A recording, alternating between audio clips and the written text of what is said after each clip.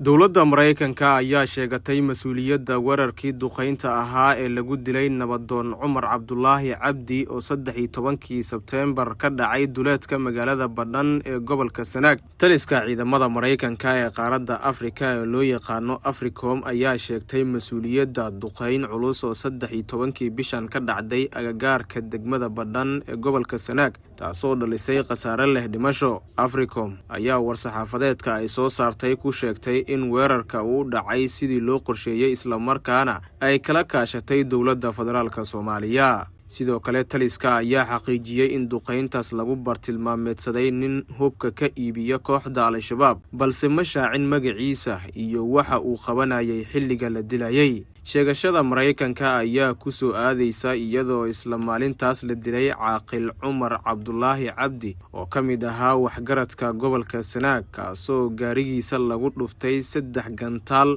xilli uu ka soo baxay deegaanka Ceelbo kuna sii jeeday degmada Badhan ee gobolka Sanaag. Cali Cabdulaahi oo la dhashay marxuumka ayaa horay uga hadlay sida ay wax u dhaceen, waxaana uu sheegay in walaalkiis oo kaliya uu la socday gaariga isla markaana lagu dhuftay 3 gantaal oo waaweyn. sidoo kale wuxuu intaas ku sii daray in dad reemi ah oo goobta ka agdhawaa ay arkeen sida uu weerarka u dhacay isla markaana uu xaqiijiyay in caaqilka keligii la beegsaday. dhankeeda Puntland oo deegaanka ka arrimisa ayaa weli wada baris dheeraad ah oo ku aadan dhacdadaasi, waxayna warbixin hordhac ay horay ugu sheegtay in duqeynta dhacday lagu dilay nabadoonka ayna meesha ugu tagtay meydka marxuumka iyo gaariga oo isku basbeelay. si kastaba dhacdadan waxay dhalisay isweydiin badan oo ku saabsan sababta gaariga caaqilka loo bartilmaameedsaday, maadaama walaalkiis uu sheegay in uusan xiriir la lahayn kooxaha argixisada.